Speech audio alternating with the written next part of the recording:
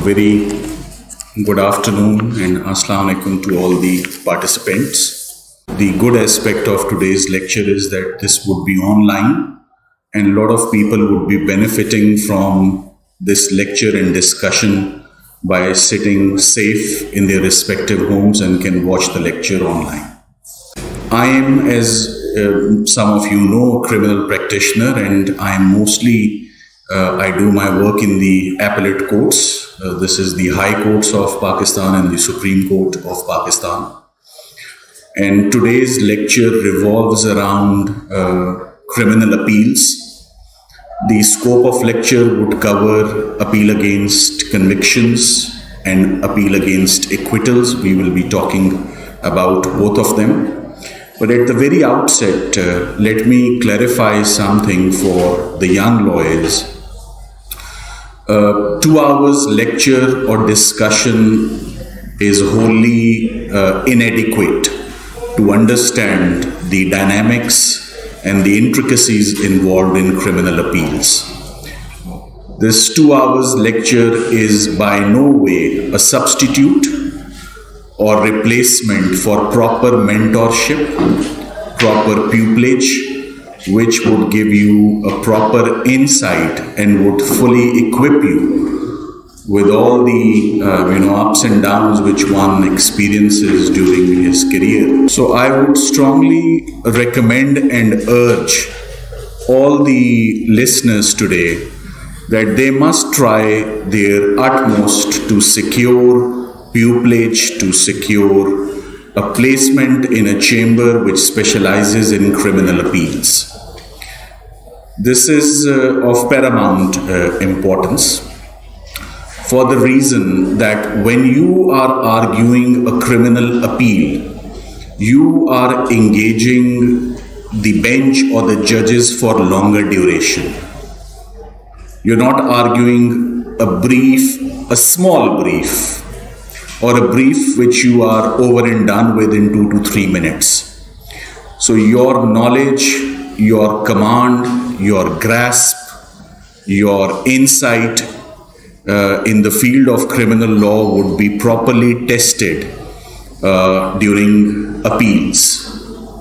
So this is also a golden opportunity for the debutants and for the young lawyers to make their name and to establish their practice by demonstrating skills. So, greater opportunity to interact with the judge, more time to stand at the podium, more time to speak, more time to remove your hesitations and inhibitions, and to engage the bench for longer duration. But of course, this comes at a price, and the price which you have to pay is that you must know the work. And the work, of course, is not only challenging, the work which is given to you has high stakes. So people come to appellate court lawyers with a lot of apprehensions, with a lot of insecurities, and they make it a point that they do not make another mistake because they are convinced. A person who approaches the High Court, whether his loved one or his relative, whoever is in trouble with law, whether he's involved or not, he doesn't care about it. He would only like to hold the lawyer responsible who has appeared in the lower court. That this result is because of lack of hard work or lack of professionalism or whatever you may name it or label it, and he's looking for relief in the High Court from you. So it is very important that when you interact, जो आज का lecture है वो directly I would not like to take you to the court. I would first of all give you an insight as to what happens when a client comes. Usually from experience, I have 20 years of experience of arguing criminal appeals, and I have argued over 2,000 appeals so far.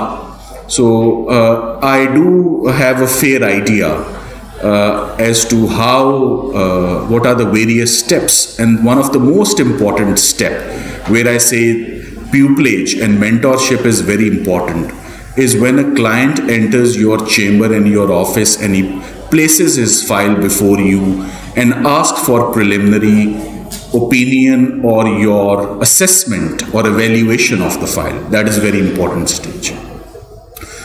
And during that 15, 20 minutes or 30 minutes, you are under microscope of the client. And I have observed that they never come alone, they always come in a group when they are selecting lawyers. And they are doing their window shopping of lawyers. One of them would speak and two would silently observe whatever the lawyer says. And they are quite familiar and acquainted with the circumstances of the case. Since they have been to the trial court and since they have been through the investigation, they have a fair idea what the case is all about. So your opinion and your assessment is very important when a file is placed before you. So my suggestion and recommendation to you would be that whenever you form an opinion, you must examine two documents. There is no need to go through the entire file. This practice I would not encourage that. I would only recommend that you go through the first information report and the trial court judgment. Trial court judgment includes the facts, it includes the prosecution evidence. Most of the times it includes the arguments for the complainant. Most of the time it includes arguments for the defense. And then the crucial paragraphs start with reasoning assigned by the trial judge as to why he has awarded conviction and why he has punished. So you must do a quick assessment of the file in those 15 to 20 minutes and form an opinion as to what you would say. So take half an hour, examine the file, assess the file, make your notes. And those notes are very important because that gives you an opportunity to critically analyze and evaluate the trial court judgment. All the flaws, all the dents, all the shortcomings, they would be evident to you if you are carefully reading the trial court judgment and then give your very honest and very fair opinion to the client. This is very important. Abstain and refrain from giving assurances and guarantees. Try to build your image without giving guarantees. You may use the word probabilities, that there is a high probability, there is a high likelihood that this would be the outcome. And you must give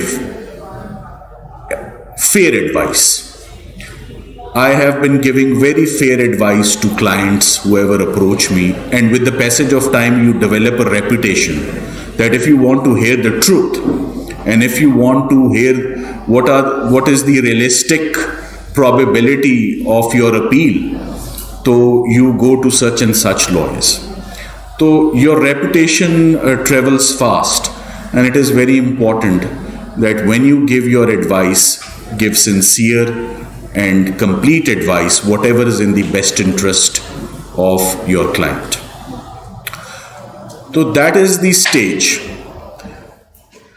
Difficulties, they arise when, client places the file before you and he has filed a jail appeal, or he has filed a very simple, draft prepared or, executed by a professional stenographer, which are readily available in the market. They would just change the name of the appellant and the grounds would be the same, and you get the draft. So the appeal which is filed never gives you an indication or an idea what the case is all about.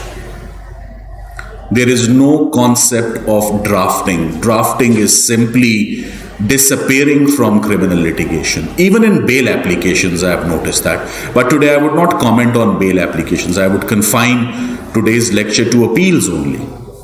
So whenever I see an appeal, I have hardly seen a draft which contains or which carries grounds on which conviction or sentence is being challenged before the High Court. So I would strongly recommend that when a client approaches you within the limitation period, please draft proper appeal containing, the correct grounds on which you are challenging the decision.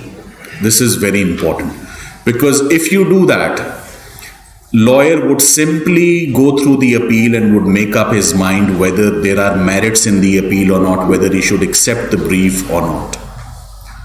So in short, the prevalent practice is that when you are approached for an appeal, the matter is ripe, rather overripe, for arguments in the court. It is ready. And parties wait till the very end to engage a counsel. They would perhaps only give you a week. The file would be ready. The judge must have already taken up the appeal and is not inclined to grant an adjournment, and you are under pressure to appear in the court well prepared to make your submissions. So appeal का जो contact है with lawyers वो 2 stages पर है इन Pakistan. The first stage is when the family or the appellant challenges the conviction, and he challenges it through any lawyer and files an appeal, which is not a professional appeal, which does not contain any grounds, and he files it and then he waits for 3-4 years when the matter is ripe.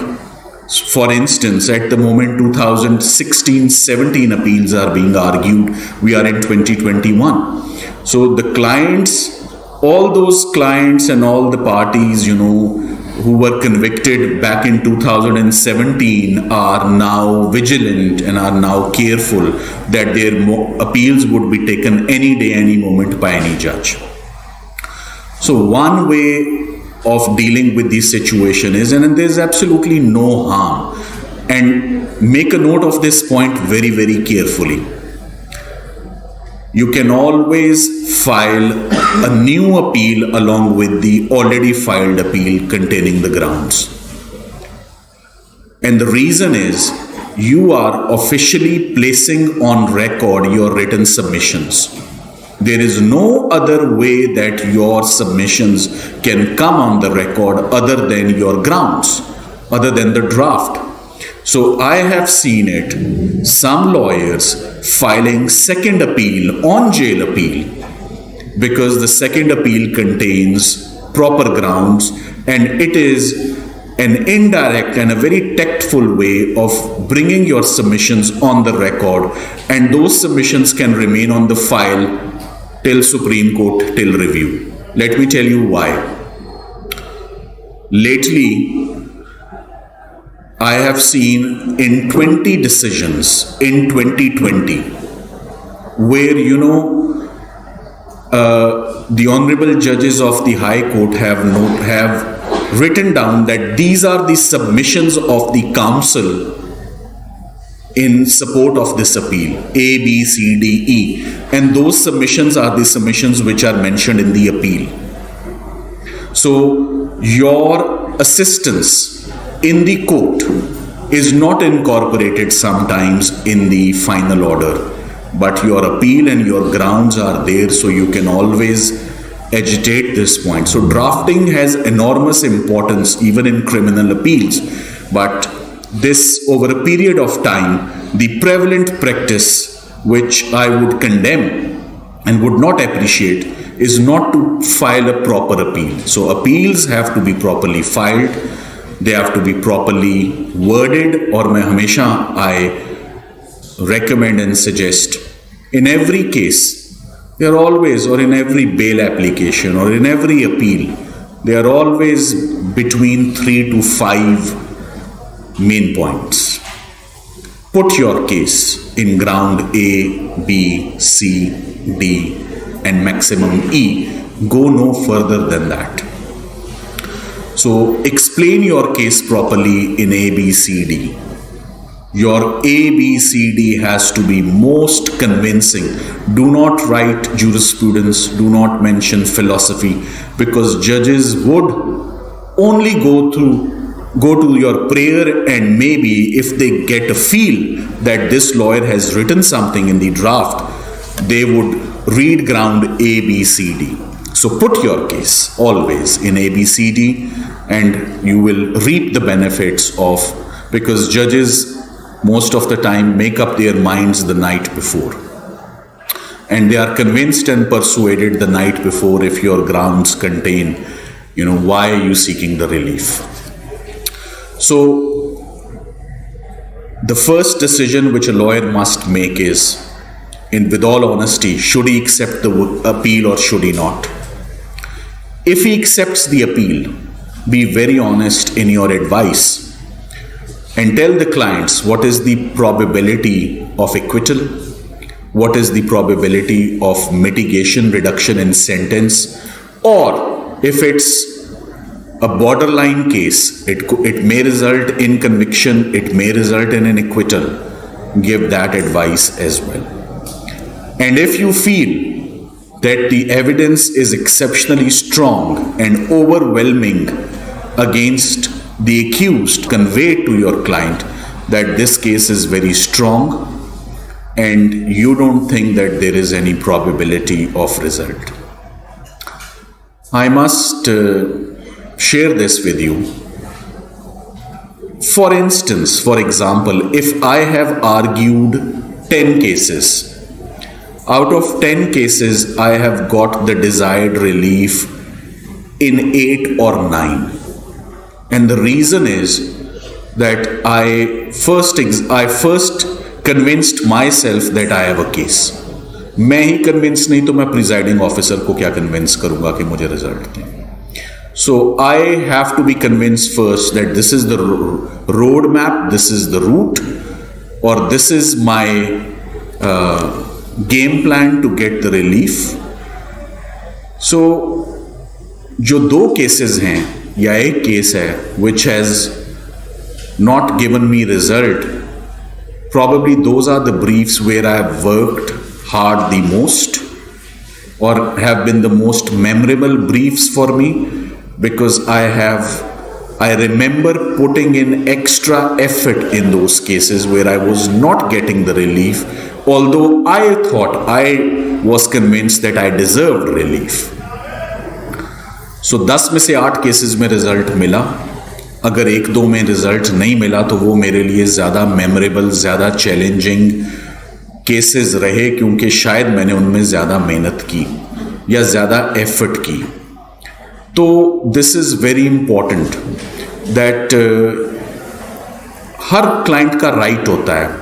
Even if someone is caught red-handed, even he has the right to, challenge his arrest or challenge his conviction. तो मगर nevertheless आपका opinion और advice देना, दुरुस्त advice देना, वो बहुत ज़रूरी है. Because this is a reputation which you are making for yourself for the rest of your life. And let me tell you, a lawyer works as long as he is breathing. बाज़ लोगों की 60 पे retirement हो जाती है. मैंने देखा है वुकला, they don't give up. So as long as he is speaking, even with hearing aids, even with a stick, even with support, he comes to the court. So अल्लाह सेहत ज़िंदगी दे तो बड़ी लंबी इनिंग्स होती है. So अपनी रेपुटेशन पे और क्रेडिबिलिटी पर काम करें. ये जो शॉर्ट लिव्ड थोड़ी देर की हवाएं होती हैं सियासी या इलेक्शंस की, या झूठ बोल के या गुमराह करके क्लाइंट को, उसका फ़ायदा कोई नहीं. उससे आप एक शॉर्ट इनिंग्स तो खेल पाएंगे मगर कभी भी आप टेस्ट मैच के प्लेयर नहीं बनेंगे. और मैं आज के लेक्चर के लिए भी आपको ये कह रहा हूँ कि आज आपको सिर्फ इस लेक्चर के थ्रू जो लोग इसको सुनेंगे, और मैं कानूनदान की एक दफ़ा फिर इनको अप्रिशिएट करूँगा कि ये इनिशिएटिव इनका आप तो यहाँ बैठे हुए लोग, ये पता नहीं कितने हजार लोग केपीके में, सिंध में, बलूचिस्तान में, रिमोट एरियाज में, विलेजेस में लोग बैठ के ये सुनते हैं और मुस्तफ़ीद होते हैं। आप लोगों को तो फिर लाइब्रेरी मैसर है और रोज़ एक से बढ़कर एक वकील देखने को मिल जाता है हाई कोर्ट की, जिसकी आप परफॉर्मेंस देखते हैं और वहाँ से आप चीज़ों को सीखते हैं। So whenever you file an appeal, file the appeal under the correct section. If you are filing an appeal under some special law, it could be CNSA, it could be NAB, it could be anti-corruption, it could be ATA. There is always accompanying appeal provision under the statute. So do not forget to mention that or include that. Now, there are, rights have been given to the aggrieved party. Aggrieved party is not just confined to the complainant. It extends to the relatives. It extends to the family now of the legal heirs, of the victim. So, the scope is now very broad as to who can file an appeal and who is aggrieved within the meaning of criminal law. Moving forward, from right to appeal you have to, today we will be talking about section 410. दोनों साइडों की आज बात होगी। Appeal against conviction की बात भी होगी और अपील अगेंस्ट एक्विटल की भी बात होगी। But the preliminary assessment which I have given you, हमने उस पर कि आपने सबसे पहले तो ये फैसला करना है कि मैंने अपील एक्सेप्ट करनी है या नहीं करनी। अपील एक्सेप्ट करके क्या एडवाइस है जो देनी है, कितनी एडवाइस है जो देनी है। और मैं अक्सर कहता हूं कि this is an art and this is a skill. Lot of people think they can learn law or they can understand law without having a pupil master. This is simply not possible. A pupil master teaches you so many things. If he permits you and allows you to remain in the room when he's dispensing or giving advice to the client, the first round, कितनी बात बतानी है, कितना मशवरा देना है, क्या मशवरा देना है, इंगेज कैसे होना है, इम्प्रेस कैसे करना है, फी कैसे कोट करनी है, कैसे लेनी है, ये किसी किताब में, मेजर एक्ट में, क्रिमिनल रेफरेंसर में ये बातें नहीं लिखी हुई। ये ऑब्जर्वेशन है। और आज का टोटल लेक्चर, बाकी भी जितनी बातें हैं, किसी एक किताब ने मेरी मदद नहीं की, ना करेगी। कहीं नहीं लिखा हुआ how to argue an appeal. ये सिर्फ ऑब्जर्वेशन है कि आपने अदालत में बैठ के क्या नोट किया, क्या ऑब्जर्व किया। और मैं एक बात यहां फिर कहता हूं, ऑल्दो वी वेयर सूट्स, जिस पे आजकल काफी क्रिटिसिज्म शुरू हुआ है कि ये यूनिफॉर्म जो है ये वेटर्स पहनते हैं और इसको उनको नहीं पहनने देना चाहिए। हम इस इशू में भी नहीं डलेंगे कि वो पहनना चाहिए या नहीं पहनना चाहिए। मैं ये ज़रूर कहूँगा कि मेरी नज़र में लिटिगेशन, अगर आपको ये कहा जाए कि कोई एक शख्स सिखाएगा तो वो गलत है। मैं क्रिकेट खेलता था, मैं नेट्स में गया तो मैंने कहा क्रिकेट किसने सिखानी है? उसने कहा किसी ने नहीं सिखानी। जिस बैट्समैन का जो पसंद है उठा लो, जिस बॉलर की जो चीज़ पसंद है उठा लो। Eventually you have to wear a combination, कि ट्राउज़र कोई है, शूज़ आजकल ब्लू और ब्लैक के साथ कुछ लोग ब्राउन शूज़ भी कैरी कर लेते हैं अच्छे तरीके से, that is possible. So tie कुछ है, शर्ट कुछ है, रुमाल कुछ है, ब्लेज़र कोई है, ट्राउज़र कोई है। ख़वातीन भी जैसे they carry themselves very well, different clothing, different dupatta और different coat, but overall they have to carry it well. मैं कहना ये चाहता हूँ, मैंने अपनी किसी एक शख्स में इतना कहत और बोतान है इस वक्त क्वालिटी लॉयर्स का जो आपको इंस्पायर और इम्प्रेस करें इन लिटिगेशन के, किसी एक बंदे से मुकम्मल चीज़ मिलेगी नहीं। तो कहना ये चाहता हूँ जिससे जो अच्छा मिलता है उठा लो। किसी का रुमाल अच्छा है, किसी का कोट अच्छा है, किसी की टाई अच्छी है। Overall watch variety of lawyers when you go to the court, observe them pleading, see them arguing, see them working hard. और जिसका स्टाइल इम्प्रेस करता है, जिसकी एविडेंस की प्रेजेंटेशन अच्छी लगती है, आप उससे वो चीज़ ज़रूर उठाएं, इससे पहले कि वो लोग एक्सटिंक्ट हो जाएं। मैं मरहूम एजाज बटालवी साहब से, मरहूम ख्वाजा सुल्तान साहब से, मरहूम जाहिद बुखारी साहब से, मरहूम एक लंबी फहरिस्त है मेरे पास, चौधरी मोहम्मद हुसैन छच्छर साहब से, मरहूम अनायतुल्लाह चीमा साहब से, वो नहीं है इस वक्त, मगर मैंने हर किसी से कोई ना कोई चीज़ जिसकी जो अच्छी लगी है वो अडॉप्ट करने की ज़रूर कोशिश की। सो आपको सीनियर लॉ, सो ये एक मैदान है जहाँ पर आप कोर्ट में बैठते हैं, और कोर्ट में जब बैठे तो बड़ा विजिलेंट होके और केयरफुल होके बैठे हैं कि आप वहाँ पर बैठ के, अगर खुद से आपको अच्छा उस्ताद नहीं मिल सका, लेस प्रिविलेज्ड हो या अनलकी रहे हो प्यूपल मास्टर ढूंढने में, तो जो 2-3 अदालतें हैं वहाँ पर बाकायदगी से बैठे तो बड़ा फ़र्क आएगा। अंग्रेज़ी का अखबार पढ़ें, नेटफ्लिक्स पे अच्छे प्रोग्राम्स देखें, BBC सुने, अपने तलफ़्फ़ुज़ को, क्योंकि what is it that we are giving to our client? Our ability to speak, our services. I can understand your case better and I can argue your case better. वरना साइल तो खुद बोलता है, उसको भी परमिशन है। Why should he hire you? He hires you because you give him the promise. I understand the law. I know the law. I would understand the facts from your file. And I would put your case in a very convincing and persuasive manner before the judges to get you the desired results.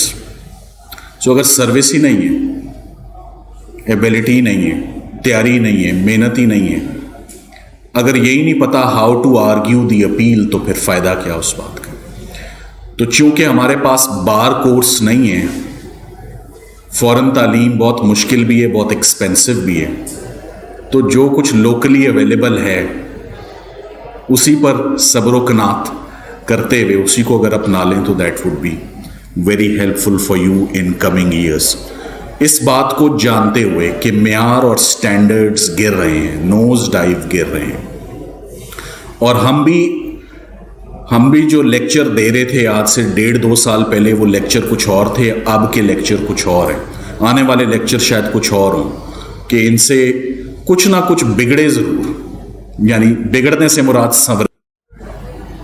Every जज has different way and style of adjudicating और dealing with appeals. We have जजेस who would not give you more than 5 minutes to argue your appeal. If you are lucky, 10 minutes. And we have judges who would give you 1 hour and 10 minutes to argue your appeal. But you must know the judge before whom you are placed. Without knowing the judge, some judges have preference over facts. Some like it if you refer it to the law. Some would not let you proceed until and unless you are fully aware of the latest developments as to what the Honorable Supreme Court has stated in 2021. What are the latest judgments? So मैं आपको ये बता रहा हूँ कि एक judgment got me result in January 2021 but did not get me the same result in March 2021 because the Supreme Court changed its views in 2 months, and judges of the High Court, they keep themselves up to date, abreast with latest developments and changing laws.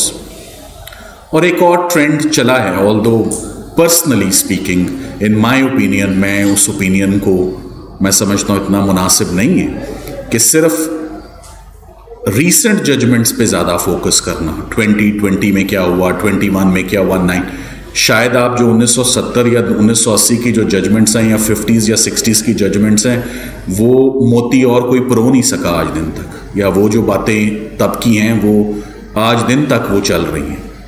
क्या वजह है कि England आज भी आपको acts रिया पढ़ाता है, mains रिया पढ़ाता है, कॉजेशन पढ़ाता है, तो 1910 का एक ही केस है जो पढ़ाता है, वो आगे ही नहीं चलता। इसका मतलब ये नहीं है कि 2021 में लिखने वाले नहीं। सो केस लॉ को उतना डेवलप होना चाहिए और उतना ही आना चाहिए जितनी उसकी ज़रूरत है। नेसेसिटी है कंफ्यूजन और मिसअंडरस्टैंडिंग के लिए केस लॉ नहीं लेना कि 4 मेरे खिलाफ हैं और 4 मेरे हक में, किधर जाए। तो case law is always very relevant, case law की utility is very, but knowing thy जज is a principle which will get you great benefits in coming years. Without knowing the judge, उन्होंने आपको 10 मिनट सुनना है या उन्होंने आपको 1 घंटा 10 मिनट सुनना है, ये आपको नहीं पता लगेगा।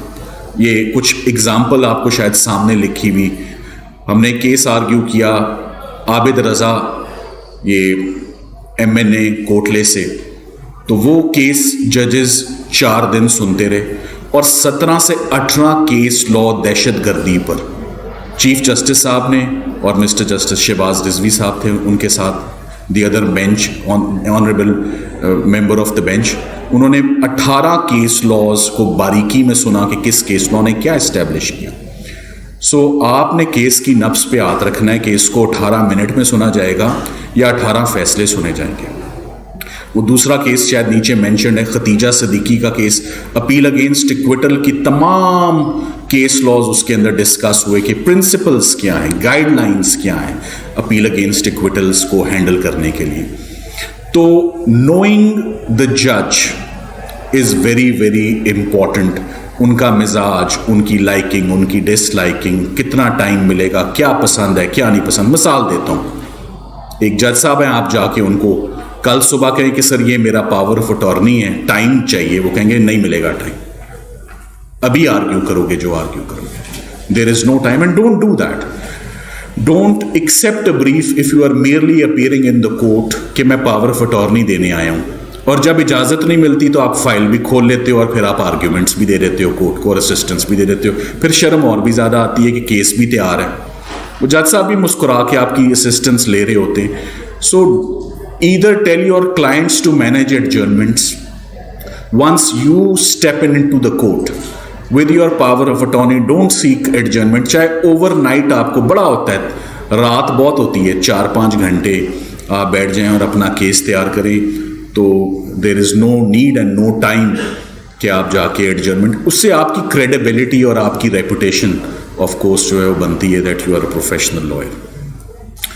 So ऑब्जेक्टिव्स जो हैं, हम ऑब्जेक्टिव्स को नहीं समझते। मैं एंड में एक बात कहूंगा, when you appear in the court in an appeal, objective से पहले मैं एक पॉइंट पर आपको ले जाना चाहता हूं, नो दाई जज से पहले, कि your appearance in the court की एक हेडिंग है, court appearance. Court appearance is very important. इसका मतलब क्या है? सबसे पहली चीज है कॉन्फिडेंस, और कॉन्फिडेंस कोई ऐसी चीज नहीं है जो आपको तोहफे में मिल जाए। मेरी नजर में कॉन्फिडेंस सिर्फ तैयारी से आता है और किसी चीज से नहीं आता। कॉन्फिडेंस सिर्फ मेहनत से आता है वरना किसी चीज से नहीं आता। कॉन्फिडेंस सिर्फ your grip over the criminal law and your mastery over the facts से आएगा और किसी चीज से नहीं आएगा। You have to be very well prepared, you have to be very well organised, you have to be very vigilant in the court। Appeal courts वो courts नहीं है जहां जजेस बुत बन के बैठे हों और आपकी बात ही सुनते रहें। वो कहेंगे छोड़ो इस बात को, हमारे सवाल का जवाब दो। सो मौके पर बात सूझनी चाहिए, मौके पर आमद होनी चाहिए। और फिर अक्सर लॉयर्स एक गलती करते हैं, सर मैं उसका जवाब बाद में दूंगा, पहले तो सिर्फ मेरी सुनो। वो नहीं करना, जज अनॉय हो जाएंगे, जो बनती हुई रिलीफ आपकी झोली में डालनी है नहीं देंगे। First of all, if a जज has a specific categoric question, address that query, that concern first. Satisfy the जज first the concern which he has in his mind rather than आप अपनी सुनाएं। ये मैं बहुत ज्यादा देखता हूं, ये काम ना करें। एक सवाल पूछा जाता है, रोक के तहम्मुल से पहले सवाल को अंडरस्टैंड करें और जितना अच्छा जवाब मौके पर सूझता है उतना अच्छा जवाब मौके पर उस बात का दें। और वो तभी दे पाएंगे अगर पूरी फाइल पड़ी होगी तो, क्योंकि वो सवाल कहीं से भी उठ सकता है। 3 ही चीजें कहता हूं और वो तीनों चीजें बड़ी इंपॉर्टेंट हैं।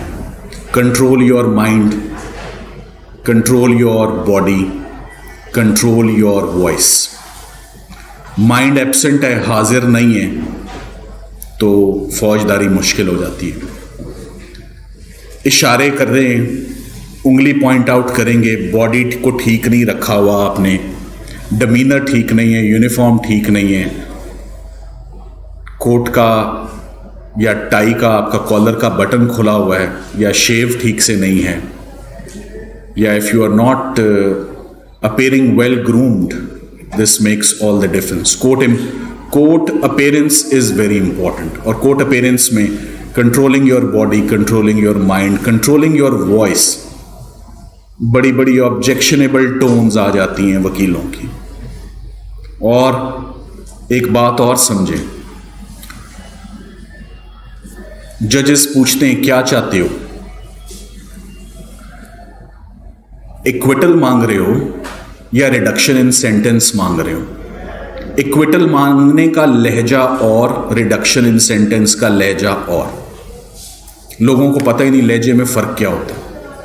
एक में फ्रंट फुट पे खेलना है, एक पे बैक फुट पे खेलना। मिटिगेशन है, हाथ में कशकौल है। माय लॉर्ड प्लीज, आपकी आवाज में ही दर्द आ जाए, वो जब तक नहीं आएगा एग्रेसिव होके चीज मांगते रहोगे। और वकला को पता नहीं, मैं 2 घंटे में सारी बातें नहीं बता सकता। जजेस कहते हैं please argue mitigation, is there any extenuating mitigating circumstance, आप फिर मेरिट्स पर अपील आर्ग्यू करना शुरू कर देते हो। गलत, समझते नहीं हो कि मिटिगेशन क्या है। कुछ देर के बाद हम उस पर जाएंगे। सो कोर्ट में आप जब जाते हैं, मैं एक मिसाल लेकर आया हूं डिस्पोज्ड ऑफ। मेरा एक असूल है और ये मेरा असूल मेरी टीम के साथ भी है। जो लोग मेरे साथ काम करते हैं, मैं कभी कोर्ट में परफॉर्म ना कर पाऊं अगर मेरे साथ मेरी टीम ना हो। एक टीम वर्क होता है और हम पूरा टीम वर्क करके कोर्ट में जाते हैं। मेरा एक एक पेज टैग्ड होगा, मेरे वेरी इंपॉर्टेंट पेजेस मार्क्ड होंगे, मेरे परफॉर्मा मेरा बना होगा, नोट्स मेरे बने होंगे, और जहां मैं समझता हूं मैं फंसूंगा वहां का केस लॉ मेरे पास होगा।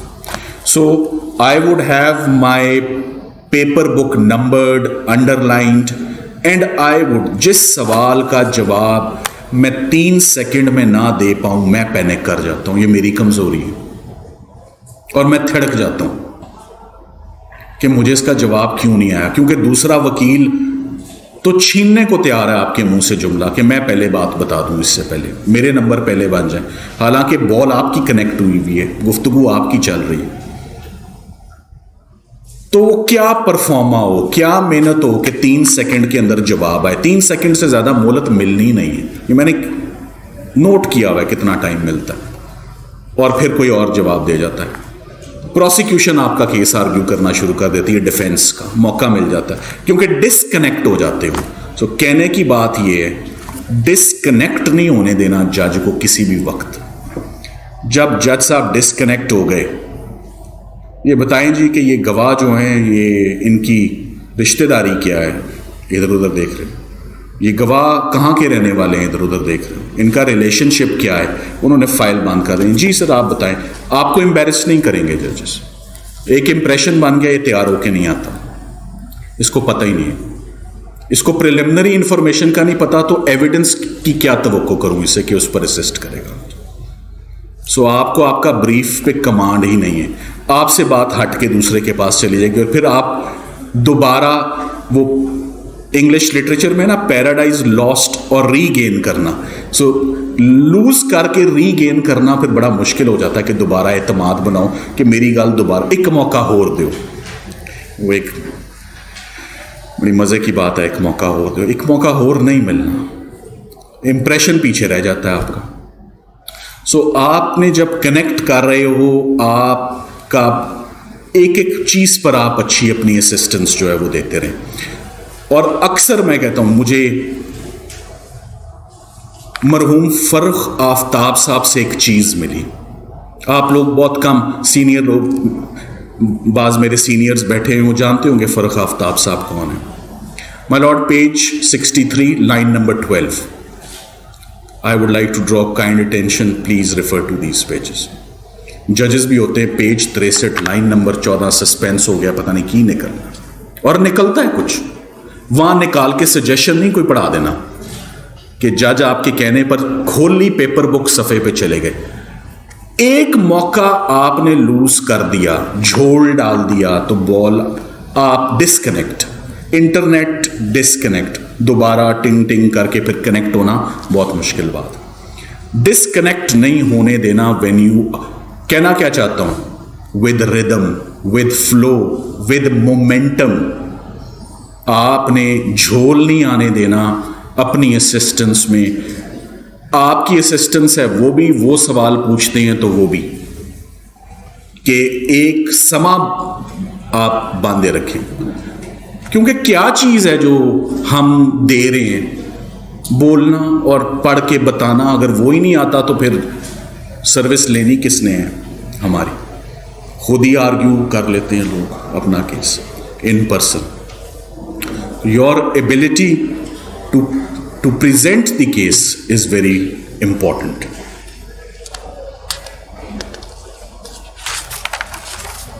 सो कोर्ट अपीयरेंस की बात हुई और मैं इधर आपकी तवज्जो फर्स्ट इंफॉर्मेशन रिपोर्ट पर लाऊंगा और अब हम बड़ी तेजी से मूव करेंगे। मेरे लिए फर्स्ट इंफॉर्मेशन रिपोर्ट बड़ी इंपॉर्टेंट होती है।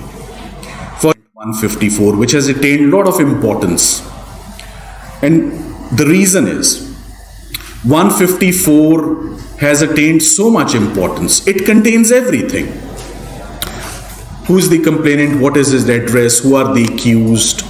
What is their parentage? What is their residence? What armed were they carrying? What role did they? What part did they play in the occurrence? Whose shot, whose fire has hit whom?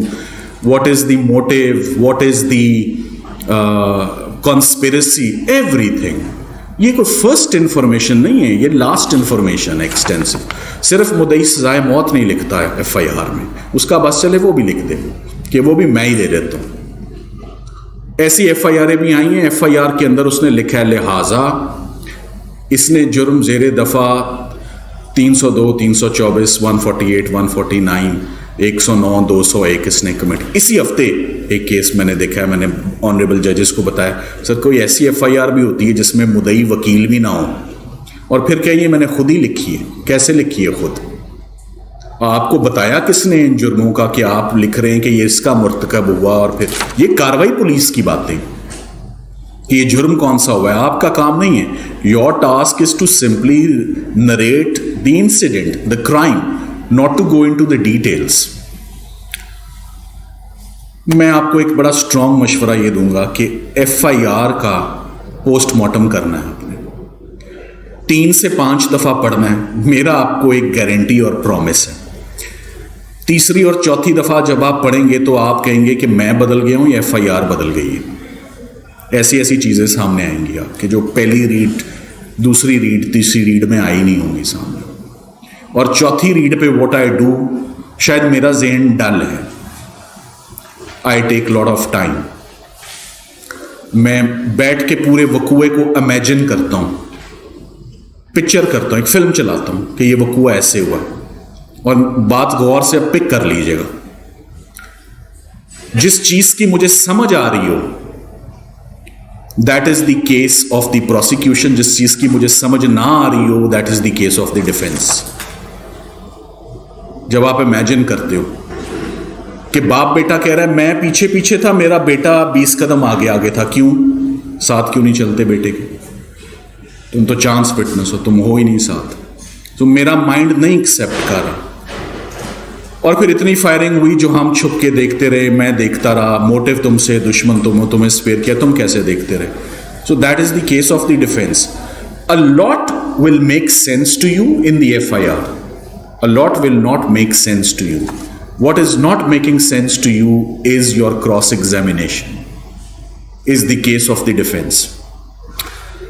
So FIR का repeated मुताला, जो लोग trial करते हैं ना, उन्होंने अपनी FIR को लाल पीला किया होता है। वो AD साहब पीछे बैठे हैं, चौधरी मोहम्मद हुसैन चच्चर साहब के साथ उन्होंने काम किया। एक एक लाइन पे फोकस होता है कि इस लाइन से क्या क्या सवाल निकलते हैं, कितनी देर एक एक लाइन को रगड़ा जाता है कि इसमें से क्या निकालना है। जो लोग ट्रायल्स करते हैं, every word is important, every line is important. So read the FIR as many times as you can, उसी पर पूरा केस जो है वो बिल्डअप होता है। उसको इमेजिन करें, अंडरस्टैंड करें, मेक योर एक्सटेंसिव नोट्स, और एक और एबिलिटी डेवलप करने की कोशिश करें। FIR पढ़ के फिर एक टाइम आता है जब आप मरीज चल के आता है तो आप उसके चलने के अंदाज से बता देते हैं कि ये टाइफाइड है या कोरोना है। जब आपको तजर्बा हो जाता है कि ये मौसमी बुखार है, इसने AC चला लिया है वक्त से पहले। FIR पढ़ के प्रिडिक्शन करें कि ये केस कैसे आगे निकलना है। ये एक टाइम आता है आपको FIR और आपका तजर्बा बता देता है कि किस डायरेक्शन में आपने निकलना है इसको लेकर। ये FIR प्रोबेबल है, इम्प्रॉबेबल है, रियलिस्टिक है, अनरियलिस्टिक है। अपना डायग्नोसिस करें, अपनी प्रिडिक्शंस दें, अपने नोट्स बनाएं, अपने एक्सटेंसिव नोट्स बनाएं। और जब आप कोर्ट में जाएं, किसी भी कोर्ट में जाएं अपील आर्ग्यू करने से पहले, तो जो सबसे इंपॉर्टेंट चीज़ है वो आपका प्रिलिमिनरी परफॉर्मा है।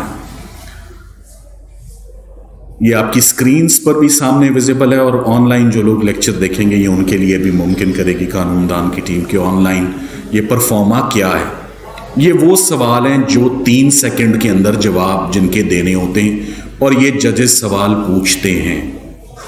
ये सब सवाल पूछे जाते हैं। डेट ऑफ अरेस्ट क्या है, अरेस्ट किसने किया, कितने लोग एक्विट हुए, क्यों एक्विट हुए, जो लोग एक्विट हुए कौन सा पैराग्राफ उनसे डील करता है, सेंटेंस क्या है, किस दिन अरेस्ट हुआ, date and time of occurrence कहाँ है, FIR कहाँ दर्ज हुई, FIR जुबानी थी, तहरीरी थी, मरसला बना कहाँ हुआ रिकॉर्ड, थाने कब आई, पोस्टमार्टम किसने किया, कितने बजे किया, डेड बॉडी किस वक्त आ गई थी हॉस्पिटल में, किस वक्त पोस्टमार्टम शुरू किया, MLC कहाँ है, डॉकेट है, पुलिस एग्जामिनेशन है या खुद ही चल के आया, प्राइवेट हॉस्पिटल है, सरकारी हॉस्पिटल, चशमदीद बताएं कितने हैं, कितने नामजद हैं, कितने पेश हुए, उनके PWs के नाम बताएं, उनकी वल्दियत बताएं, उनकी रिहाइश बताएं, उनका इंटरसी रिलेशनशिप बताएं, डिसीज्ड के क्या लगते हैं, डिसीज्ड कौन है, डिसीज्ड की उम्र क्या है, कितनी फायर आर्म इंजरीज हैं, कितने दिन सर्वाइव किया डिसीज्ड, जख्मी कितने पेश हुए, MLC हुआ किस वक्त हुआ, जख्मी कमेंट आ जाएगा, जख्मी से कैसे बाहर निकलोगे, निकल आऊंगा सर जख्मी से, पहले प्रिलिमिनरी इंफॉर्मेशन ले लो, रिकवरीज क्या है, फ्रॉम द स्पॉट क्या है,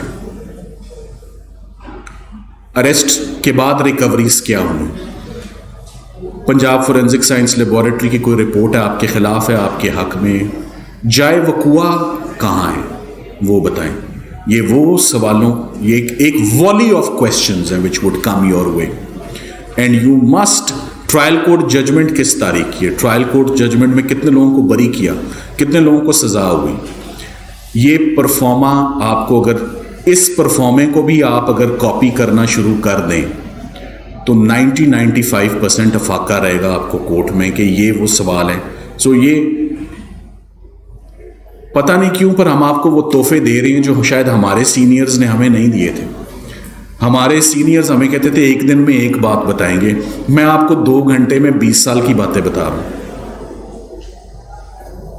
ये इसके लिए हिम्मत भी चाहिए होती है और एक नीयत भी चाहिए होती है कि निज़ाम को बेहतरी करनी है। मेरे उस्ताद कहते थे बेटे एक दिन में एक बात बताऊंगा, बाकी कल पूछना, सारा कुछ एक ही सांस में नहीं बता देना हमने।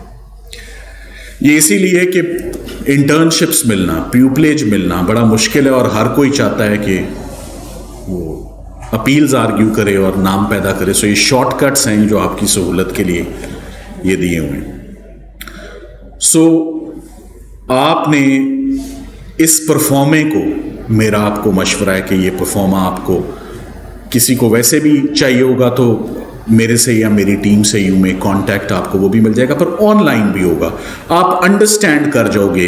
हर अच्छे चेंबर ने एक अपना स्टाइल बनाया हुआ है that this is the preliminary information. Mister justice Asif Saeed Khan Khosa साहब FIR पढ़ने नहीं देते थे, पहले 10 मिनट उन्होंने सवाल जवाब करना है, थाने का फासला बता दें। अब आप उस वक्त FIR खोलोगे, मैं फासला बताऊंगा। तो मैं यही कहता हूं कि मेरे पास रीडर फ्रेंडली ड्राफ्ट हो, मुझे पता हो कि मेरा थाने का फासला कहाँ लिखा हुआ है, मैंने डायरेक्ट उस पर जाना। ये बताएं ट्रायल कोर्ट ने मोटिव बिलीव किया था या डिसबिलीव किया था?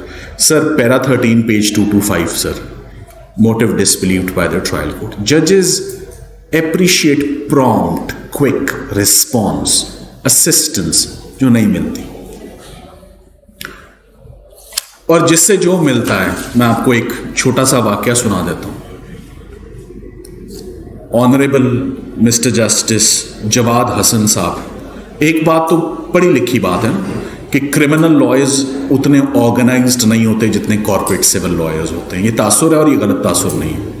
हमारे लिफाफे खुले, पेपर लूज. हालांकि 300 से 400 रुपये लगते हैं एक फाइल को खूबसूरत बनाने में, और बाकी डिसिप्लिन है अपना अपना कि आप अच्छे लगेंगे. नैब वालों की फाइल बहुत बेहतर होती है, 302 वालों की अच्छी नहीं होती.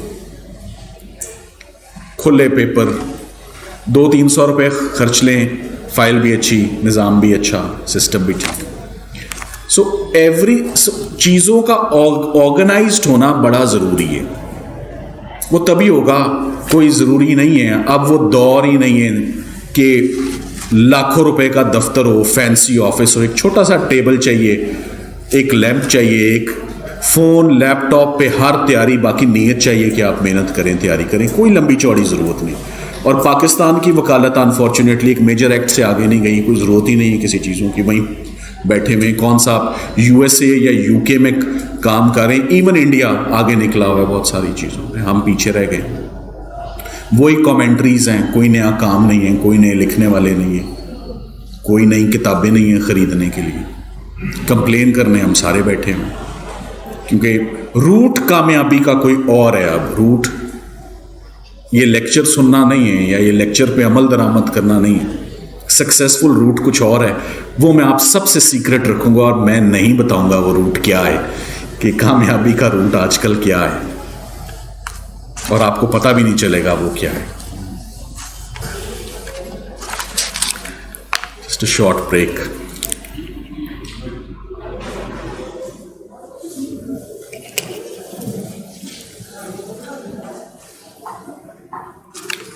एक सीक्वेंस देने वाला हूं मैं आपको. This sequence is very important and a valuable tip, कि जब आपके पास फॉर एग्जाम्पल, फॉर इंस्टेंस एक मर्डर की फाइल आती है, किस सीक्वेंस में आपने इस केस का मुताला करना है. वो सीक्वेंस बड़ा इंपॉर्टेंट है. FIR 3 दफा, नोट्स प्रॉपर बना के, अंडरस्टैंड करके, रोल्स लिख के, पूरा परफॉर्मा बना के, go to the medical evidence. Medical evidence is very important.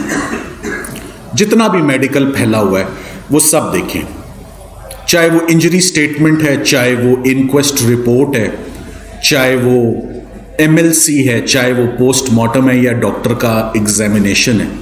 सो उसका कनेक्शन जो है that is very important. So from first information report I would jump to the medical evidence, and from medical evidence I would go to the ocular account, to the eyewitnesses account. चशमदीद गवाह पढ़ेंगे.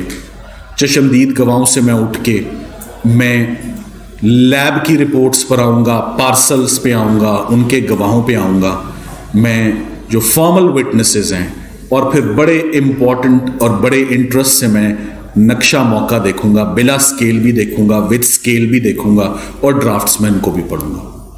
So from FIR to medical to ocular to recoveries to site plan, and from site plan सारा अपनी picture clear करके then I would have some expectations कि investigating officer से ये बातें शायद पूछी हों. I would go to the IOs, एक IO हो या 2 IO, मैं वो पढ़ूंगा. IOs को पढ़ने के बाद मैं 342 पर जाऊंगा, बहुत इंपॉर्टेंट है.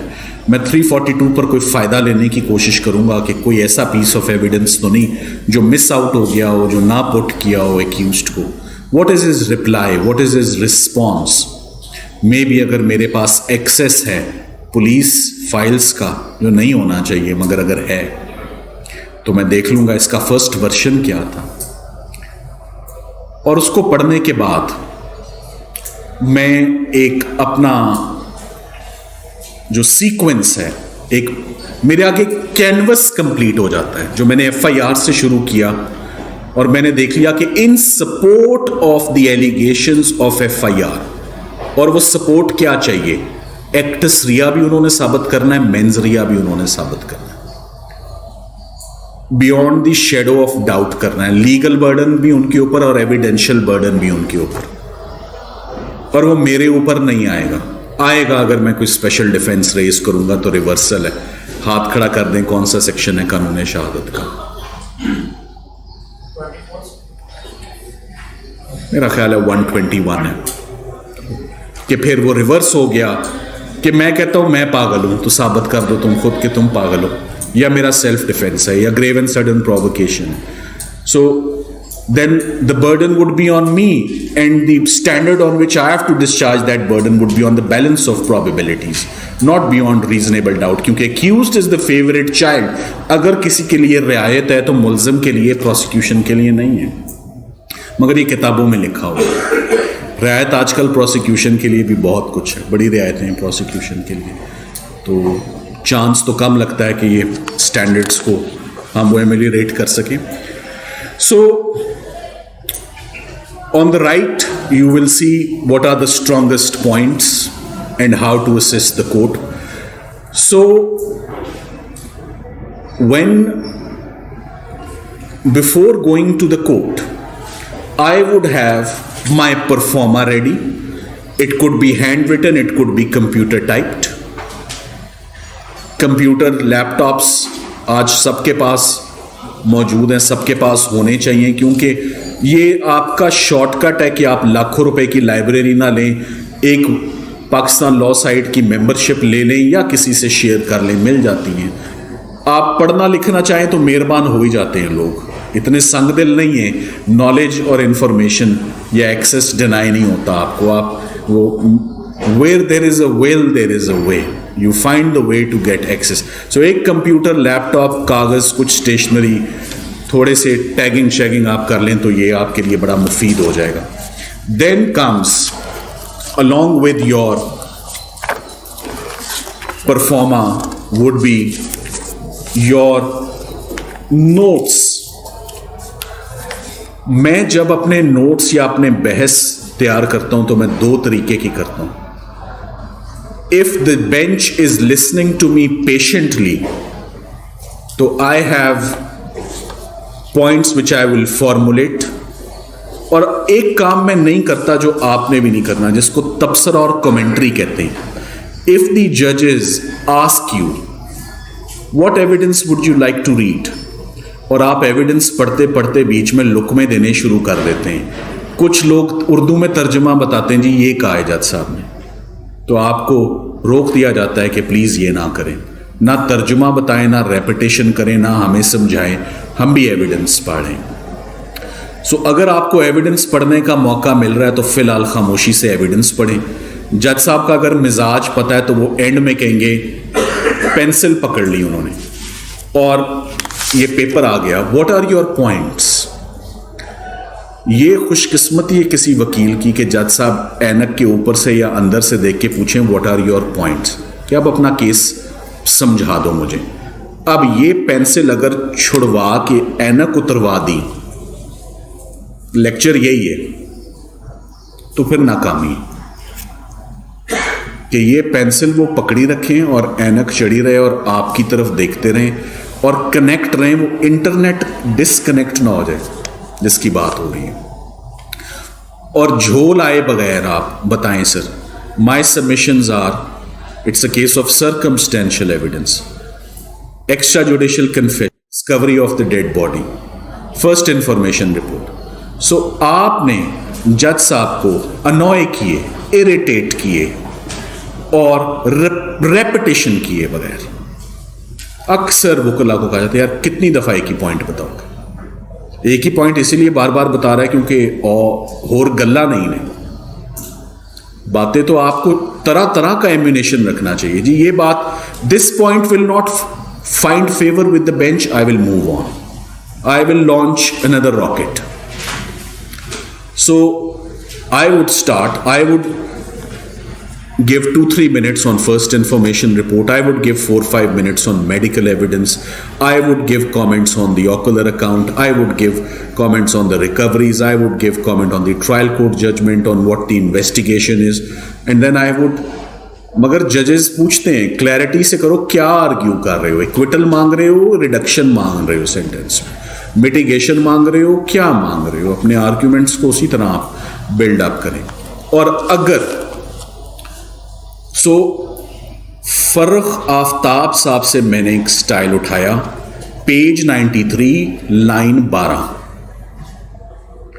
और अगर पहली बात पे जज साहब को कोई मजेदार चीज मिल जाती है, जजेस को क्या नहीं चाहिए कि आप कहें मैं सारा एविडेंस पढ़ूंगा, आप सुने.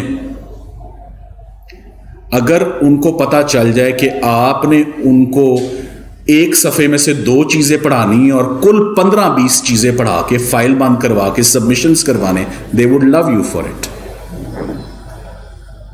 उनकी मेंटालिटी को समझें कि वो क्या कैसी असिस्टेंस चाहते हैं. मगर जब वो पेज उतना, लाइन उतनी खोलें तो आगे कुछ मिले, उनको डिसअपॉइंटमेंट ना हो. वरना वो आपके साथ आगे जब कहेंगे ना मैं आपकी उंगली पकड़ के will walk you through the evidence, वो नहीं चलेंगे आपके साथ कि ये क्या दिखा दिया आपने. तो चीज वो दिखाओ जिससे कुछ मिले आपको, ताकि वो साथ साथ चलते रहें, डिस्कनेक्ट ना हो आपसे. और एविडेंस पढ़नी है, तबसरा कमेंट्री नहीं करनी. वो आपने यही कहना है, आई will formulate some up my case in the end sir. I would present my arguments कि मेरा केस है क्या. और यही तरीकाकार है, यही असूल है. पहले FIR पढ़ दो, फिर एविडेंस पढ़ दो, फिर सबमिशंस कर दो, फिर कोई केस लॉ देना है वो दे दो और इजाजत मांग लो, और कह दो रिबटल में कोई चीज है तो वो कह दो. चौथी कोई बात है नहीं. यही तरीकाकार है, यही असूल है, इसी पर चलना है. और रखना आपने. सो दिस इज माई, ये सामने स्क्रीन पर नहीं आएगा, these are my notes and arguments कि FIR पे ये है, मोटिव पर ये है, पोस्टमार्टम पर ये है, साइट प्लान पे ये है, और फिर कुछ फाइन ट्यूनिंग कि मैंने दूसरी दफा केस पढ़ा, तीसरी दफा पढ़ा, तो जो हाथ से चीजें लाया हूं वो बाद में लाया हूं. या अब मुझे पता लग गया कि जज साहब ने मुझे 10 मिनट नहीं देने, सिर्फ 2 मिनट देने और 1 लाइनर सुनने.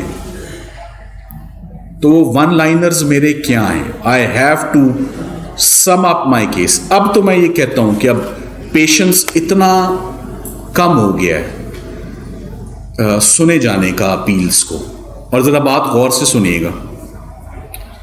जो केस 2, 3, 4 साल में कंक्लूड हुआ, उसका फैसला 10, 15, 20 मिनट में होता है. सो स्टेक्स कितने हाई हैं, या तैयारी कितनी अच्छी होनी चाहिए, या कितने शार्प होने चाहिए हो आप कि सालों में कंक्लूड हुआ ट्रायल फिर यूं चलता है टाइम में. साल हाई कोर्ट में 15 मिनट, सुप्रीम कोर्ट में 3 मिनट, 5 मिनट, 2 मिनट. मगर ये कोई खुशकिस्मती की बात नहीं है कि सुप्रीम कोर्ट में 2 मिनट मिलते हैं. वो 2 मिनट में एक सवाल पूछेंगे यूं जूम इन करके, और अगर उसका जवाब वही दे पाएगा जो 20-25 साल की मार जिसने खाई होगी. वरना ये कहना कि सुप्रीम कोर्ट में तो एक ही सवाल पूछा जाता है, वो एक सवाल में ही सारा कुछ निकाल लेते, इस बात का जवाब दे दे, हमने नहीं सुनना और कुछ, ले जाए हमें उधर, उस बात का जवाब दे. तो जिसका स्टेमिना है, जिसने टेस्ट मैच 1 डे 2020 खेला है, वही सुप्रीम कोर्ट खड़ा हो सकता है, और कोई नहीं खड़ा हो सकता. उनके डायनेमिक्स और हैं, बड़े सीजन्ड एक्सपीरियंस्ड जजेस बैठे हुए, वो आपसे एक पॉइंट पूछते हैं.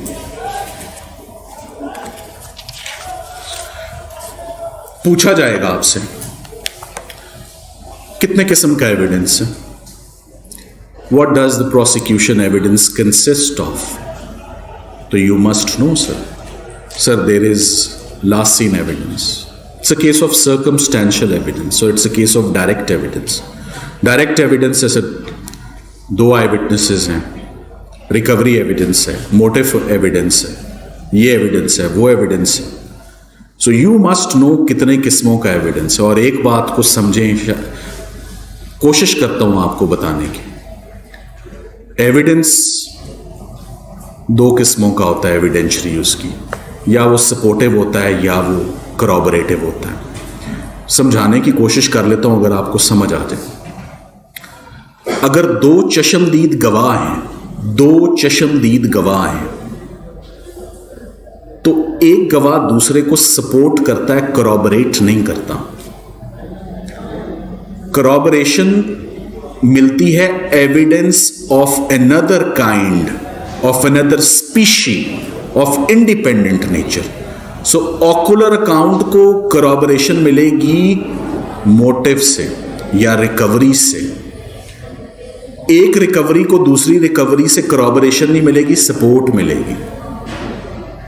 So supportive evidence is different, corroborative evidence is different. And remember, medical evidence is always supportive in nature, it is never corroborative. गलत कहा जाता है कि मेडिकल corroborative है, वो नहीं होता corroborative, वो सपोर्टिव एविडेंस होता है। तो आपने you have to be clear in your notes कितने किस्मों का एविडेंस है और उस एविडेंस की सपोर्ट में कौन कौन से गवाह हैं जो सामने आए हैं।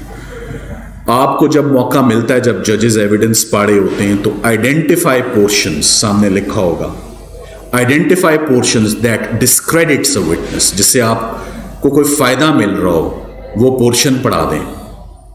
Page number 136, line number 4 sir, second paragraph, middle of the page sir, right at the bottom sir. Very swiftly उनकी पेंसिलें चलेंगी, आप उनको तरीके से फेवरेबल अपना एविडेंस पढ़ा दोगे। सारा एविडेंस पढ़ने की, लास्ट पेज, सजेशंस, फासले, रिश्तेदारियां, कुछ नहीं मिलना उसे। मिल सकता है अगर जज साहब कहें मेरे पास कोई काम नहीं बेटे, आराम से केस सुनाओ, वो है नहीं अब काम। चीजें बड़ी तेज हैं, तो आपको बदलते वक्त के साथ, क्योंकि मैंने अपने उस्तादों से सुना था कि एक वक्त था सुबह 9 बजे जजेस अपील शुरू करते थे, 1:30 बजे तक सुनते थे, इंटरम ऑर्डर्स भी पढ़ लें, फैसला भी पूरा पढ़े ट्रायल कोर्ट का। कौन पढ़ता है आज पूरा फैसला? चीजें बदल गई हैं। सो बदलते वक्त के साथ हमने भी अपने आप को एडजस्ट करना है, एडजस्टमेंट्स करनी है। मेडिकल एविडेंस को 500 ऐसा केस होगा, 500 जो मैंने मेडिकल एविडेंस के ऊपर बंदा इक्विट कराया हो। ऑकुलर मेडिकल कॉन्ट्रडिक्शन, जिंदगी मौत तकसीम होती है ऑकुलर मेडिकल के तजाद के ऊपर। यहां पर बड़े गौर से उसको आपने देखना है, मेडिकल एविडेंस को, अपनी एक्सपर्टीज लाएं उसके अंदर। कि मेडिकल एविडेंस में मैं ये नहीं कहता पूरे, मगर 25% डॉक्टर जरूर बने। समझें पोस्टमार्टम्स को, समझें MLCs को, समझें सीट ऑफ इंजरीज को, समझें डायमेंशंस को, समझें एंगल्स को, समझें कहां से फायर कहां गया, समझें कि पेनेट्रेटिंग वुंड्स कौन से हैं, इंसाइज्ड वुंड्स कौन से हैं, छर्रे का वुंड क्या है, क्लशनकॉफ का वुंड क्या होता है। क्लशनकॉफ का फायर लगा, एंट्री एग्जिट है ही नहीं, होता ही नहीं। क्लशनकॉफ तो गाय भैंस को भी चीर जाती है, दीवारों को भी चीर जाती है। वेलोसिटी ठीक हो, बुलेट 1 नंबर हो, समझने की बात है। कार्बीन क्या है या कार्बाइन क्या है, उसमें कितने छर्रे होते हैं। 8 mm क्या है, 9 mm क्या है, 222 क्या है, 223 क्या है, क्लशनकॉफ क्या है, ये कैलिबर्स क्या है, रिवॉल्वर क्या है, पिस्टल क्या है। फिर शार्प एज्ड वेपन्स जो हैं उनकी कैटेगरीज क्या है, उनकी डायमेंशंस क्या है, उनकी इंजरीज क्या है। अक्सर केसेस हमने ऐसे आर्ग्यू करते हैं कि जी वजह नात बच्चों की लड़ाई है। आप मेडिकल देखते हो, प्राइवेट पार्ट्स टारगेट हुए में, आपके तो ये बच्चों की लड़ाई है ही नहीं। किलिंग अपना पैटर्न छोड़ती है मोटिव का, क्यों मारा, किस वेनम से मारा, किस गुस्से से मारा, कितनी दफा मारा। ये बच्चों की लड़ाई नहीं है, ये कुछ और ही सजेस्ट करती है। देखें मूवी विल स्मिथ की कंकशन, वो पोस्टमार्टम होता है, पोस्ट डेड बॉडी के माथे पे हाथ रख के कहता है tell me all what happened to you, who did what to you. Dead body बोलती है डेड बॉडी बातें करती है डॉक्टर से, तब बातें करती है कि डॉक्टर साहब बात करना चाहें। स्वीपर से नहीं बोलती डेड बॉडी। यहां तो स्वीपर है, डॉक्टर खड़ा होगा, नाखून बोलते हैं, डिस्कलरेशन बोलती है, पैटर्न बोलता है, इतना कुछ बताता है, मगर वो बात दुरुस्त है। ना कभी कैमरा जाता है क्राइम सीन पर, ना कभी तफ्तीशी जाता है क्राइम सीन पर, ना डॉक्टर लाश के नज़दीक जाता है। तो क्रिमिनल जस्टिस सिस्टम तो 161 का ही मोहताज बन के रहेगा ना, जैसे बना हुआ है, और रहना है जैसे, क्योंकि मुझे आगे उम्मीद भी कोई नहीं नजर आ रही। सो मेडिकल एविडेंस की importance is enormous, it is huge. How to read trial court judgment, this is very important, कि आपकी दोबारा रिवीजन होती है, एक बड़ी क्विक रिवीजन होती है, एक ओवरऑल व्यू मिलता है प्रोसिक्यूशन केस का, आपको दोनों साइडों की बहसें मिलती हैं, कंप्लेनेंट की बहस मिलती है। और एक टिप है, अदालत में जाने से पहले आपको पता लग जाता है मुद्दई के वकील ने क्या आर्ग्यू करना है। ट्रायल कोर्ट में उसकी बहस लिखी होती है, पॉइंट्स उठा लो इसके, ये 6 पॉइंट्स हैं। कम ही होगा कि वो मक्खी पर मक्खी ना मारे और कोई नई बात करे। So in advance you have in the form of written arguments, आपको मुद्दई की बहस का पहले ही पता चल जाता है उसने ये कहना है। कोई पॉइंट आपसे निकल गया तो उसका जवाब रात को तैयार कर लो, इस पॉइंट का जवाब ये है। कोई आपसे पॉइंट छोड़ गया तो मुल्जिम के वकील ने ये बहस की, वो ये। मगर एक बात आपको ज़रूर मैं कहूँगा, मेरी हर अपील में कोशिश होती है और मैं कामयाब भी होता हूँ कि मैं कोई नई चीज़ ढूंढूं जो नीचे किसी ने देखी ना हो या पकड़ी ना हो, और वो मिलती है। और मुझे अक्सर जजेस कह देते हैं कि ये कैसे हम रिसीव कर सकते हैं एविडेंस में, दिस इज़ अ न्यू, इस पॉइंट को देखा है पहले, तो मैं तरीके से कह देता हूँ सर मेरा काम तो बस आपको बताना था, आप इसको रद्द कर दें। ज़हन में बात रह जाती है, रिकॉर्ड में चाहे ना आए, आप अपना काम दिखा जाते हैं। So many a times due to inexperience of the counsel or due to lack of hard work, बहुत सारे पॉइंट्स रह जाते हैं, लिए ही नहीं जाते। और ये तो आपने बात सुनी है, बड़ी मशहूर बात हुई है कि सरकार और मुद्दई तो कम ही सज़ा करवाते हैं साइल को, मुल्ज़िम का वकील खुद ज़्यादा पक्की सज़ा कराता है कि मैं तुम्हारा पक्का काम करूँगा, तुम बाहर नहीं होंगे, ऐसे सवाल पूछूंगा।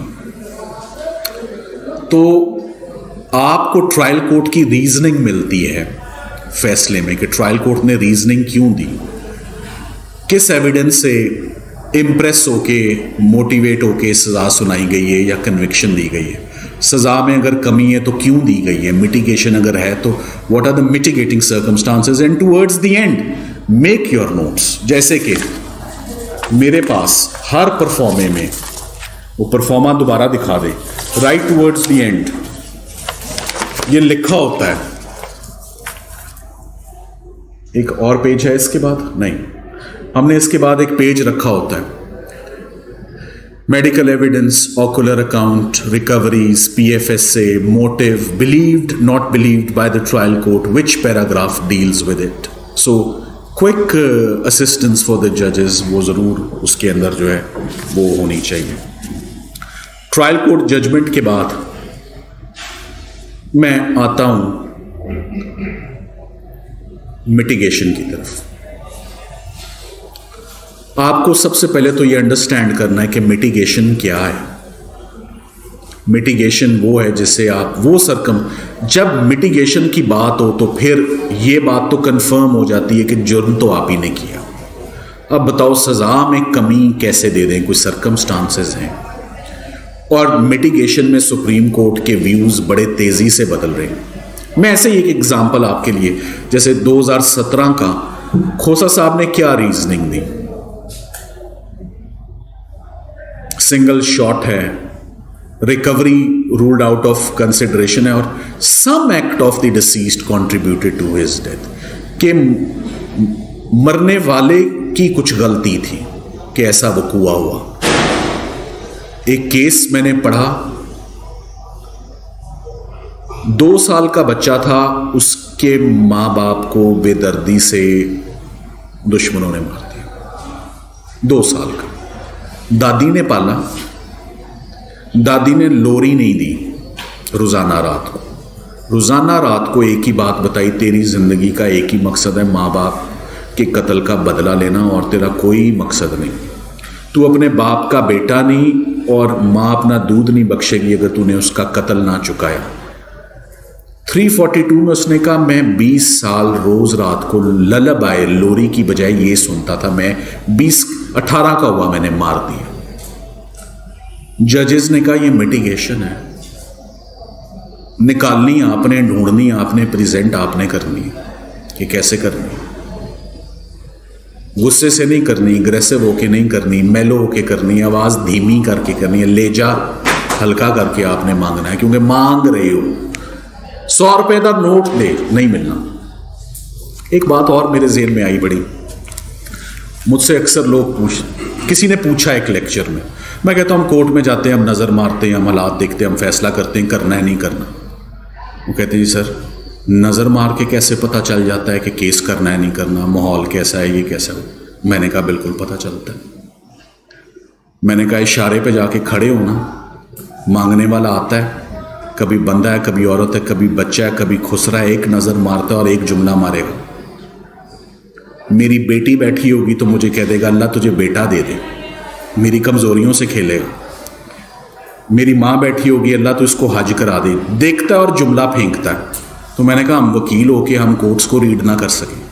वो एक नज़र मारते हैं गाड़ी में और जुमला फेंकते हैं कि क्या कहेंगे तो देगा पैसे। I have 1 second to make a statement.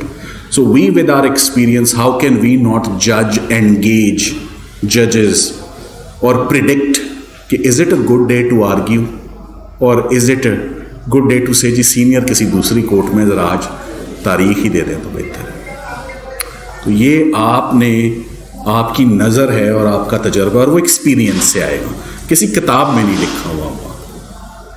So mitigation क्या है? Understand mitigation, make your notes on mitigation, what amounts to mitigation, वो कॉन्सेप्ट्स, वो क्या उम्र का या बर्थ सर्टिफिकेट या वो क्या फैक्ट्स हैं, या आप अक्सर ये भी आर्ग्यू करते हैं कि जी इसमें मिटिगेशन नहीं है। जैसे कि बहुत कुछ सीखा, मैं बहुत शुक्रगुजार हूँ मिस्टर जस्टिस मंजूर अहमद मलिक साहब का, जो सुप्रीम कोर्ट में उनकी बड़ी विजन है और बहुत हार्ड वर्किंग लॉयर भी थे और उनकी कॉन्ट्रीब्यूशंस भी।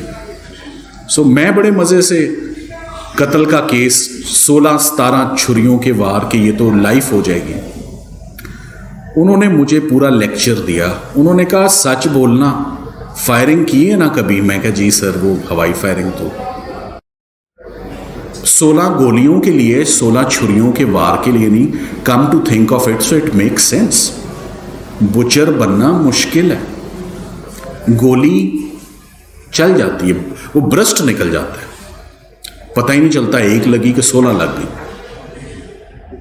तो दीज आर मिटिगेटिंग सर्कमस्टांसेस के मिटिगेशन कैसे लेनी है, फायदा आपने कैसे लेना है। थोड़ी सी बात को अब मैं आपका पूरा ध्यान जरा गौर से सुन लीजिएगा। मुल्जिम से हटाने लगा।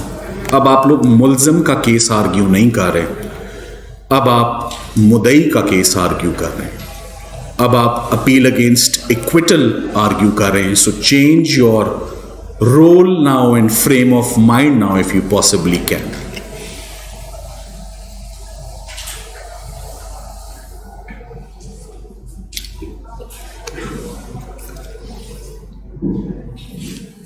सबसे पहली बात, सबसे एंड में आपकी बारी आएगी अगर आप अपील आर्ग्यू कर रहे हो। जी आप बताएं,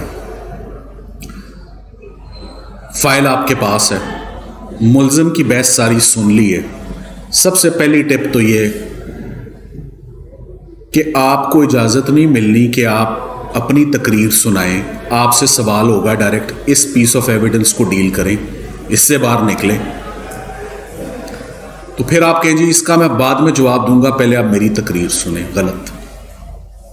छूटते हाथ आपको कहा जाएगा ये जो रिकवरीज हैं ये इतने दिन के बाद क्यों गई, इसकी क्या explanation?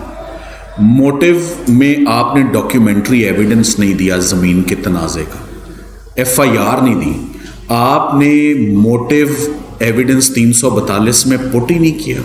What is the explanation for that? आप कह सर उसका जवाब मैं दूंगा, सर पहले आ जाएं कि ये दिन का वकूआ है और मजलूम का बच्चा मार दिया। इमोशनल बातें बाद में करना, पहले लीगल करो।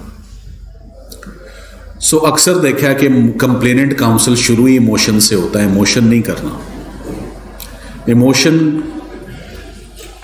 काम चला देता है मगर कुछ देर के बाद चलाता है। बास केसेस में इमोशंस चलाने पड़ते हैं मगर आगाज में नहीं। आप वही बात है, डिस्कनेक्ट हो जाते हैं बेंच से, आप इमोशनल आर्ग्यूमेंट्स शुरू कर देते हो। Start with legal arguments first. So first of all identify the evidence जिससे कन्विक्शन सेफ होती है। Defend the judgment of the trial court. किस पीस ऑफ एविडेंस को ट्रायल कोर्ट ने एक्सेप्ट किया, किस पीस ऑफ एविडेंस को ट्रायल कोर्ट ने रिजेक्ट किया। एक्टस रिया कैसे साबित करते हो, मोटिव कैसे साबित करते हो, रिकवरीज कैसे साबित करते हो, मेडिकल एविडेंस से क्या सपोर्ट लेते हो, कितनी ब्रूटैलिटी थी, क्या हार्म किया इसने, क्या नुकसान दिया इसने। सो कन्विक्शन पर भी काम कर रहे हो और साथ साथ जज को तरीके से ये भी बता रहे हो कि रिडक्शन ऑफ सेंटेंस, जज साहब सोचिएगा भी ना प्लीज कि इसकी आप सजा कम कर दें, कहे बगैर। क्योंकि सीधी बात आओगे सेंटेंस पे तो जज कहेगा अच्छा फिर आप चाहते हैं हम सजा कम कर दें ना। तो यही तो छुपानी है गेंदें आपने कि फेंकनी कैसे है आपने, कि आपने तरीके से मेरिट्स की पूरी बात करके एंड पे आपने जो है वो सेंटेंस की बात, कि सेंटेंस भी बिल्कुल ठीक है इन दी गिवन सर्कमस्टांसेस। रेपिटेशन नहीं करना, स्ट्रॉन्गेस्ट आर्ग्यूमेंट से शुरू करना है। आपको एज कंप्लेनेंट काउंसिल 3 से 4 से 5 मिनट से ऊपर नहीं मिलने। जजेस ने आपके कहने पर दोबारा फाइल नहीं खोलनी, आपको इजाजत नहीं मिलनी कि आप भी बता दें।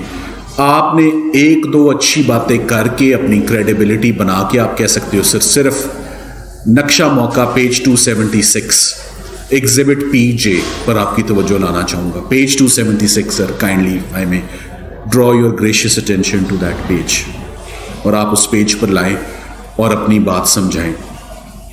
जो जो वीकनेसेस पॉइंट आउट की जिस पे जज साहब ने, सो वो आपका मौका है कि आप मौके पर जो बातें आपके खिलाफ ज्यादा जा रही हैं उनको ज्यादा तफसील से आप मौके पर डील करेंगे।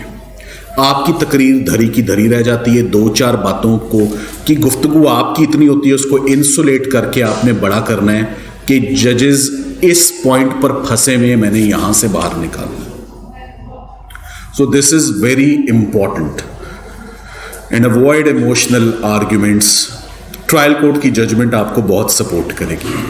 सो कंप्लेनेंट का केस जिम्मेदारी होती है, आपके 2 ही फर्ज होते हैं, आप पे 2 ही जिम्मेदारियां होती हैं। एक आपने कन्विक्शन को इंटैक्ट रखना है और दूसरा आपने सजा कम नहीं होने देनी, या अगर जजेस सजा को कम कर भी देते हैं तो 50-50 का मैच हो जाता है, तो भी फेस सेविंग हो जाती है और आप अपने क्लाइंट के लिए रिजल्ट ले पाते हैं। क्योंकि डेथ सेंटेंस आजकल इन strong and exceptional circumstances, extreme brutality, पिछले दिनों बेटे ने बाप को बेदर्दी से मार दिया, जजेस ने काम नहीं करेंगे, हम सजाए मौत देंगे। तो वो पर केसेस कम है, दिन ब दिन इंटरनेशनल प्रेशर्स हैं, डेथ सेंटेंस कम होती जा रही है। डेथ सेंटेंस अनसेफ भी है पाकिस्तान में खास तौर पे। क्यों अनसेफ है मुझे लॉयर्स को बताना या कन्विंस करने की ज़रूरत नहीं है, बड़ा कुछ मैनेज होता है। बड़े बेगुनाह लोग यहाँ जो है वो सजाए मौत चढ़ते हैं। अपील अगेंस्ट इक्विटल्स, जब ट्रायल कोर्ट ने सबको बरी कर दिया और आप कहते हैं मैं अपील अगेंस्ट इक्विटल लिखूंगा भी और ले जाऊंगा भी, तो पहला फैसला तो ये करना है क्या सारों की हद तक कन्विक्शन को चैलेंज करना है या किसकी हद तक, किसी की हद तक होली चैलेंज करना है या पार्शली करना है। Is it a partial challenging और होल? मेरा ख्याल है काफ़ी सालों में एक ही बड़ा केस हुआ है जहां पर अपील अगेंस्ट इक्विटल एक्सेप्ट हुई है, वो खतीजा सिद्दीकी का केस था सुप्रीम कोर्ट से, और गाइडलाइंस भी दी सुप्रीम कोर्ट ने। उस आसिफ सईद खान खोसा साहब ने का फैसला है, बड़ा जामे फैसला है, साथ में वो आप देखेंगे कि उसके प्रिंसिपल्स क्या हैं, बहुत नैरो है। तीन चीज़ों को मैंने क्रिमिनल लॉ में उनका स्कोप बड़ा नैरो पाया है। कैंसलेशन ऑफ बेल बड़ी नैरो है, अपील अगेंस्ट इक्विटल बड़ी नैरो है, एडिशनल एविडेंस बहुत नैरो है। सो अपील अगेंस्ट इक्विटल्स में आपको पता हो कि लैंडमार्क केसेस कौन से। लैंडमार्क केस तो पीएलडी 1985 सुप्रीम कोर्ट 11 ही है, गुलाम सिकंदर वर्सेस ममरेज खान, उसी के प्रिंसिपल्स हैं। Gross miscarriage of justice, miss reading of evidence, non reading of evidence, परवर्स, artificial, shocking decision, against the decision, against the record of the case. Principles he different हैं appeal against acquittal के, और बहुत कम, बहुत शाज़ो नाज़िर, किसी evidence को देखा ही ना गया हो या दुरुस्त तरीके से पढ़ा ना गया हो। दीज आर द प्रिंसिपल्स, और टेक्निकल होती है और डिफिकल्ट होती है आर्ग्यू करना अपील अगेंस्ट इक्विटल।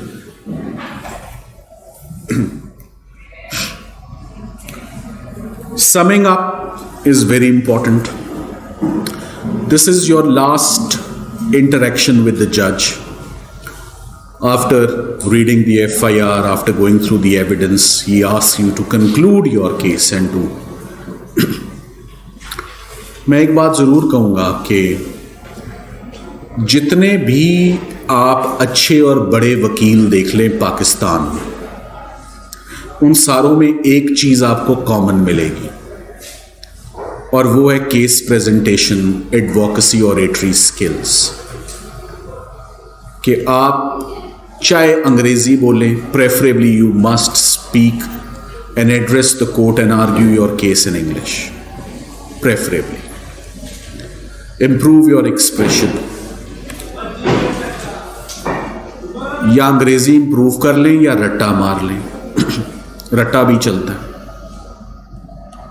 रट्टा उसका चलता है जो रीडिंग बहुत करता है। रट्टा मारने वाले स्टूडेंट को मेहनत ज़्यादा करनी पड़ती है बजाय उसके जो अंडरस्टैंड करके काम करता है। मैट्रिक वाला ज़्यादा पढ़ेगा, ओ लेवल वाला ज़ेन अप्लाई करेगा। फ़र्क ये एक, एटलीस्ट मेरे दौर में ऐसे था, अब शायद मैट्रिक की सोच थोड़ी सी बदल गई। Matric FA BA, matric FA BA उस्ताद सवाल पूछता था, हम पूरा छाप के कहते थे लब लो अपना जवाब मेरे जवाब दे अंदर कितने लिखे होएगा, मिल जाएगा। OA लेवल वाला टू द पॉइंट बात करता है, आपने ये पूछा है, एक सफ़े का टू द पॉइंट ये जवाब है। So when you conclude your case and when you make your submission, summing up, that is a very important stage. उसकी आपकी तैयारी, आपके पॉइंट्स अलहदा लिखे होने चाहिए, covering every aspect of your case, कि उसको आप क्लैरिटी के साथ, रिदम के साथ, मोमेंटम के साथ, फ्लो के साथ, परसुएजन के साथ, कन्विंस करते हुए, अच्छी टोन, अच्छे लहजे, अच्छे अल्फाजों का चुनाव और इस्तेमाल करते हुए आप अपने केस को कंक्लूड करें। Dealing with your strengths, highlighting your strengths and also dealing with the weaknesses if there are any in the case. That is very important. आखिरी स्लाइड भी आपके सामने आ गई है। I do appreciate कि आपको today's lecture and today's discussion was of some use to you. मैं in the end, this portion may not go in the recording. I would like if some of you have any questions, I may take those and address your concerns if you have any. I would like to end by expressing my gratitude to Team Kanundan for giving me this opportunity to yet again interact with the audience and whatever I am capable of, कि मैं अपना experiences और views को आपके साथ share करूँ. Thank you very much.